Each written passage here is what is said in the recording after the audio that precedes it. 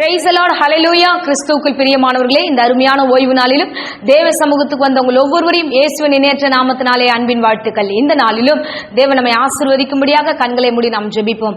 அன்பு ரட்சகா, இந்த அருமையான தருணத்துக்காக நன்றியோடு ஸ்தோத்திரம் பண்ணுகிறோம். அப்பா, இந்த நாளை நீர் எங்களுக்கு கொடுத்த கிருபைக்காக கொடான கொடி ஸ்தோத்திரம் ஆண்டவரே. யூடியூப் மூலமா பார்த்து கொண்டிருக்கிற ஒவ்வொரு பிள்ளைகளையும் நீர் ஆசீர்வதிப்பீராக. தேவரீர் உம்முடைய ஆவியினாலும் கிருபையினாலும் ஆசீர்வாதத்தாலும் ஒவ்வொருவரையும் நிரப்புவீராக. இன்றைய தினத்தில் என்ன பேசுவீர் என்று ஆவலோடு காத்திருக்கிற ஒவ்வொரு பிள்ளைகளையும் ஆண்டவரே, உம்முடைய வார்த்தையான ஆசீர்வாதம் 100 மடங்கு இந்த பிள்ளைகளுக்கு போய் சேருவதாக தொடர்ந்து காத்துக்கொள்ளுங்க. எல்லா தடைகளும் எடுத்து போடுங்க. ஆவியானவர்களை வழி நடத்தும். இயேசுவின் நாமத்திலே ஜெபிக்கிறேன் நல்ல பிதாவே, ஆமென். ஆமென். ஹல்லேலூயா, ஹல்லேலூயா. கர்த்தர் நல்லவர், அவர் கிருபை என்றும் உள்ளது. ஆமென். தேவ சமூகத்தில் வருகிற ஒவ்வொருவரையும் அவர் ஆசீர்வதிக்கிறவர், ஒருவரையும் புறம்பே தள்ளுகிற தேவன் அல்ல. நீங்கள் எந்த மனநிலைமையில இருந்தாலும் சரி, கர்த்தர் என்னோடு பேசணுன்ற எண்ணத்தோட மாத்திரம் இந்த பிரசங்கத்தை கேளுங்க. நிச்சயமா கர்த்தர் உங்களோடு கூட பேசி உங்களை ஆசீர்வதிப்பார். ஆமென். இப்பொழுதும் பிரசங்கத்துக்கு நேராக நம்முடைய கவனத்தை திருப்புவோம். சகரியா 4ஆம் அதிகாரம் 10வது வசனத்தை நாம் வாசிப்போம். அற்பமான ஆரம்பத்தின் நாளை யார் அசட்டை பண்ணலாம்?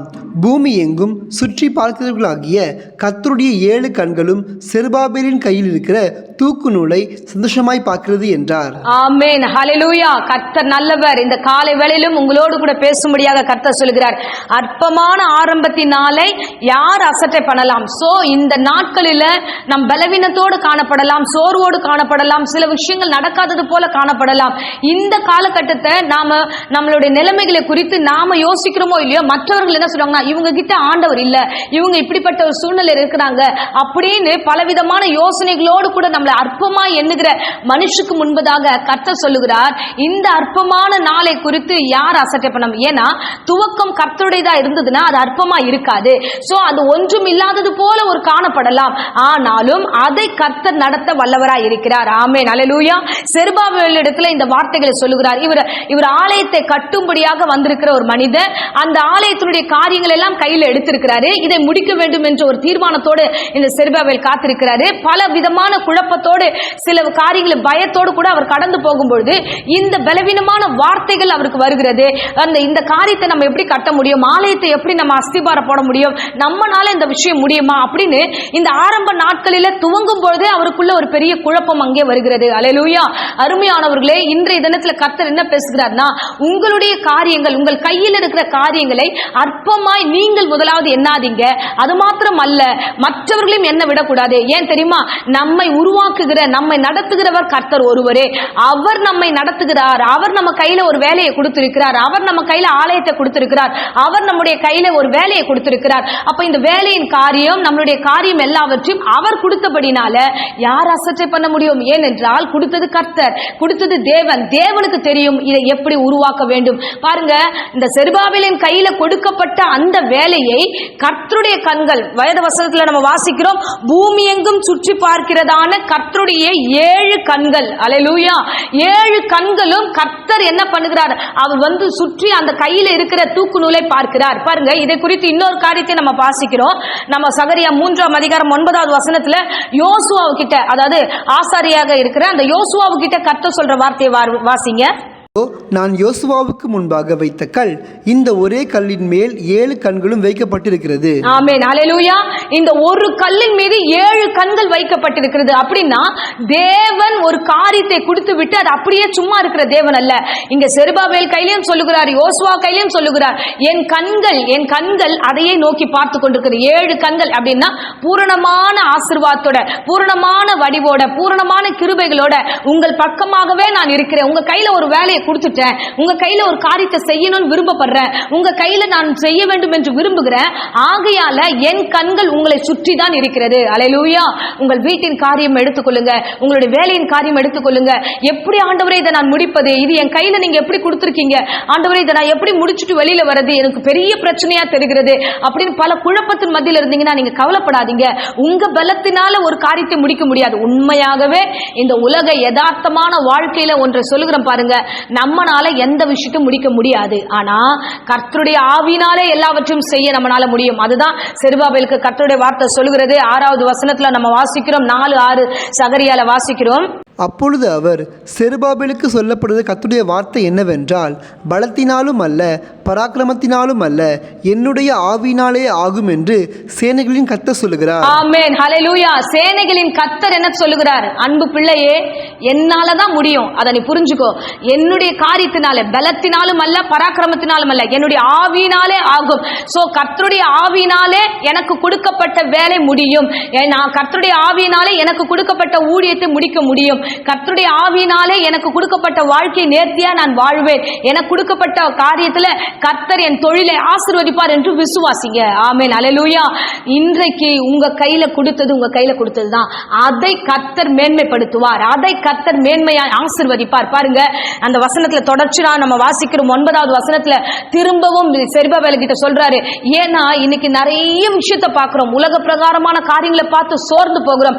அவர்கள் இப்படி வாழ்கிறார்கள், இவங்க இப்படி வாழ்கிறார்கள், இவர்கள் இப்படி சாதிக்கிறார்கள், இதை முடித்து விட்டார்கள், அதை முடித்து விட்டார்கள், நான் எதுவுமே பண்ணலையே, என் கையில இருக்கிறது என்னால முடிக்க முடியுமா? பல எண்ணங்கள், யோசனைகள், நம்முடைய மாம்சமான யோசனைகள் வந்து கொண்டே இருக்கிறது. இன்றைக்கு அந்த மாம்ச யோசனைகளை இயேசு நாமத்தினாலே அடியேன் எடுத்து போடுகிறேன். பாருங்க, ஒவ்வொரு முறையும் கர்த்தர் சொல்றாரு, நீ கவலைப்படாதம்மா, என் பலத்தினால, என் ஆவியினால நான் உனக்கு செய்வேன், நான் உன் கூட இருப்பேன், நான் உன்னை நடத்துவேன், உன் கையில கொடுக்கப்பட்டது உன் கையினாலே தான் நான் முடிப்பேன் என்று அருமையான வாக்கை இந்த காலை வேளையில உங்களோடு கூட பேசுகிறார். வாசிப்போம், 9வது வசனத்தை வாசிங்க. செருபாபேலின் கைகள் இந்த ஆலயத்துக்கு அஸ்திபாரம் போட்டது, அவன் கைகளே இதை முடித்து தீர்க்கும். ஆமென், ஹல்லேலூயா. கர்த்தர் வார்த்தை சொல்லுகிறார், செருபாபேலே, நீ ஆலயத்தை கட்டதானே வந்து நின்ன, உன் கைகளே கட்டி தீர்க்கும். உன் கையில நான் கொடுத்திருக்கிறேன், உன் கையில இருந்து நான் மாத்த மாட்டேன். ஆமென், ஹல்லேலூயா. மத்தேயுல நம்ம வாசிக்கிறோம், மத்தேயு 16ஆம் அதிகாரம் 18வது வசனத்துல, இந்த கல்லின் மீது என் சபையை கட்டுவேன் என்று கர்த்தர் வார்த்தை கொடுத்திருக்கிறார். கர்த்தர் கொடுத்த அந்த கல், கர்த்தர் கொடுத்த அந்த ஊழியம், கர்த்தர் கொடுத்த வேலை, கர்த்தர் கொடுத்த வாழ்க்கை, கர்த்தர் சரியாய் செய்து முடிக்க வல்லவராய் இருக்கிறார். உங்க கையில இருந்து எடுத்து மற்றவர்கள் கையில கொடுக்கிற தேவன் அல்ல. என்ன பலவீனம் அடைஞ்சாலும் சரி, உன் கையில கொடுக்கப்பட்டதை நான் நிலைநிற்க பண்ணுவேன் என்று கர்த்தர் வாக்கு கொடுக்கிறார். ஆமென், ஹல்லேலூயா, ஹல்லேலூயா. கர்த்தர் நல்லவர், கர்த்தர் நல்லவர். கர்த்தர் நம்மை மேன்மைப்படுத்த விரும்புகிறார். சில நேரங்கள்ல டென்ஷன் வரும், சில நேரங்களில் நம்ம போகிற பாதையில, நம்ம போற வழிகளில் பயங்கரமான குழப்பங்கள் நமக்கு ஏற்படலாம். ஆண்டவரே, நான் பலவீனமான பாத்திரம், ஆண்டவரே, என்னால எப்படி இப்படிப்பட்ட ஒரு விஷயத்தை செய்து முடிக்க முடியும்? பாருங்க, யோசுவாவுடைய காலத்துல நம்ம பார்க்கிறோம், மோசே மூலமா அத்தனை லட்சம் ஜனங்களை அவன் வழிநடத்தி வருகிறான்.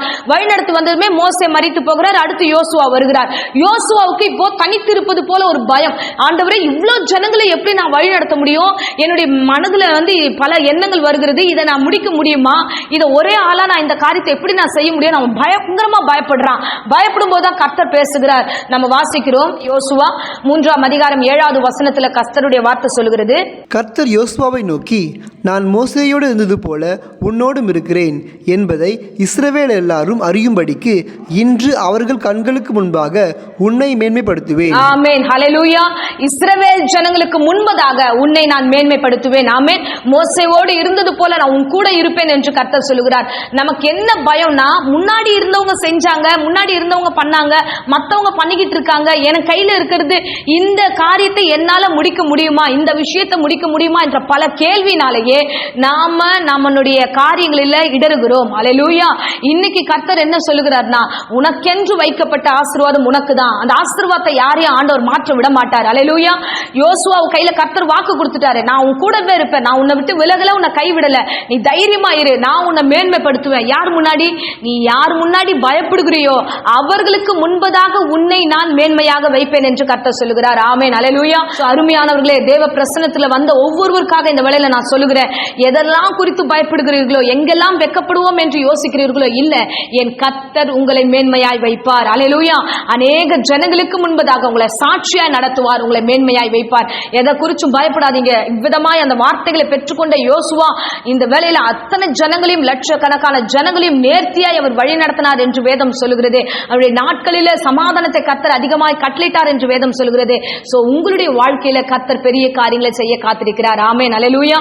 ஏன்னா கர்த்தர் என்ன செய்யணும்னு விரும்புறார் தெரியுமா? புதுசா செய்யணும்னு நினைக்கிறார். பழைய காரியத்தையே குறித்து நம்ம பயப்படுகிறோம். இல்ல, நான் புதியதை செய்ய விரும்புகிறேன். சோ வெளிப்படுத்தல் விசேஷம் 21ஆம் அதிகாரம் 5வது வசனத்துல நம்ம வாசிக்கிறோம். சிங்காசனத்தின் மேல் வீற்றிருந்தவர், இதோ நான் சகலத்தையும் புதிதாக்குகிறேன் என்றார். ஆமென், ஹல்லேலூயா. சகலத்தையும் நான் புதிதாக்குகிறேன். உன் வீட்டை புதிதாக்குகிறேன், உன்னுடைய தொழிலை நான் புதிதாக்குகிறேன், உன்னுடைய ஊழியத்தை புதிதாக்குகிறேன், நீ கையிட்டு செய்கிற காரியங்களை நான் புதிதாய் மாற்றுகிறேன் என்று கர்த்தர் சொல்லுகிறார். ஆமென், ஹல்லேலூயா. ஆகையால அன்பு பிள்ளையே, நீ இடராதே. அன்பு பிள்ளையே, நீ பயப்படாதே. எதை குறித்தும் பயப்படாதீங்க. தைரியமா இருங்க. உங்கள் கையில் கொடுக்கப்பட்ட காரியத்தை நீங்கள் ஆசீர்வாதமாய் பெற்றுக்கொள்ளுங்க. திடமனதா இருங்க. அதுதான் மறுபடியும் செருபாபேலை பலப்படுத்துகிறார். ஆகாயில வசனத்துல நம்ம வாசிக்கிறோம். ஆகாய் 2ஆம் அதிகாரம் 4ஆம் வசனத்துல, ஆனாலும் செருபாபேலே, ஆனாலும் செருபாபேலே நீ திடன்கொள் என்று. ஆமென். பாருங்க, நீ திடன்கொள். முதல்ல தைரியமா இரு. ஏன்னா தேவனுக்கு தெரியும் உங்க கைக்கு வந்துருச்சு. வரலன்னா பரவாயில்ல, நீங்க என் கைக்கு எதுவும் வரல, நான் எதுவும் செய்யல, என் வீடு இது இல்ல அப்படின்னு விட்டுட்டு நீங்க இருக்கலாம். இல்ல, உங்க கையில எல்லாவற்றையும் கர்த்தர் கொடுத்துட்டாரு. நீங்க அதை எடுத்துட்டீங்க. எடுத்ததுக்கு அப்புறம் பயப்படாதீங்க. எடுத்ததுக்கு அப்புறம் நீங்க யோசிக்காதீங்க. நீங்க செய்ய வேணும் நினைக்கிற காரியங்களை நீங்கள் திட்டமானதா நடத்துங்க.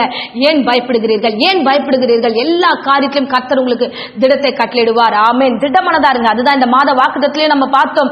நீங்கள் உங்கள் கைகளை நீங்க தளர விடாதீங்க. திடமனதா இருங்க. காரியத்தை நடத்தும்படியாக தான் கர்த்தர் நம்மை அழைத்திருக்கிறார். புதிய புதிய காரியத்தை எப்படி செய்வார்? பலவீனமா இருக்கிற உன்னை கொண்டுதான். உன்னிலே கர்த்தருடைய பலன் பூர்ணமா விளங்கும். நீ அதை கொஞ்ச நாளில் பார்ப்பீர்கள். ஆகையால செருபாபேலாகிய நீ திடமனதா இருப்பா. கர்த்தர் உன் கையினாலே பெரிய காரியங்களை செய்வார். தொடர்ந்து நம்ம வாசிக்கலாம். யோசதாக்கின் குமாரனாகிய யோசுவா என்னும் பிரதான ஆசாரியனே, நீ திடன்கொள். தேசத்தின் எல்லா ஜனங்களே, நீங்கள் திடன் கொள்ளுங்கள், வேலையை நடத்துங்கள் என்று கர்த்தர் சொல்லுகிறார். ஆமென், அல்லேலூயா என்று கர்த்தர் சொல்லுகிறார். அது மாத்திரமில்ல, நான் உங்களுடனே இருக்கிறேன். ஆமென், அல்லேலூயா. கர்த்தர் நல்லவர். இன்னைக்கு காலையில உங்களிடத்துல கர்த்தர் சொல்லுகிற வார்த்தை, நான் உன் கூட இருக்கிறேன். உன் கையில இருக்கிறத வச்சு நீ தைரியமா செய். கர்த்தர் உன்னை கொண்டு செய்வார். உன்னை கொண்டு அஸ்திபாரம் போட்டார். உன்னை கொண்டுதான் கட்டி முடிப்பார். உன் கையில கொடுக்கப்பட்ட வேலைகள், உன் கையில கொடுக்கப்பட்ட காரியங்கள் எல்லாவற்றையும் நேர்த்தியாய் முடிக்க செய்வார். அல்லேலூயா. எவ்வளவு என்ன ஏது இருக்கு அப்படின்னு யோசிக்காத. இந்த அற்பமான ஆரம்ப நாட்களை நீயும் சந்தேகப்படாத, மற்றவங்களும் சந்தேகப்பட விடாத. ஏன்னா அந்த ஆரம்பம் கர்த்தருடையது. அவர்தான் துவங்கினார், அவர்தான் முடிக்க வல்லவராய் இருக்கிறார்.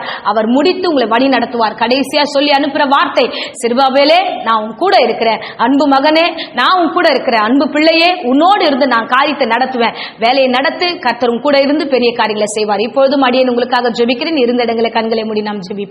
அன்பு ரட்சகா, இந்த அருமையான தருணத்துக்காக ஸ்தோத்திரம் ஆண்டவரே. இந்த நாளில நீர் எங்களோடு பேசின வேத வசனத்துக்காக கொடான கொடி ஸ்தோத்திரம் ஆண்டவரே. அப்பா நன்றி ஆண்டவரே. இந்த ஆரம்பத்தில் ஆண்டவரே அப்பா, பலவீனமான சிந்தனைகளோடு யாராகிலும் இருந்தா எல்லா பலவீனமான சிந்தனைகளை இயேசுவின் நாமத்திலே சபித்து கட்டுகிறேன் கர்த்தாவே. திடன்கொள் என்று மாத்திரம் அல்ல, உங்கள் கைகளே அந்த காரியத்தை கட்டி முடிக்கும் என்று ஆண்டவரே தீர்க்க தரிசனமாய் பேசியிருக்கிறீர் ஆண்டவரே.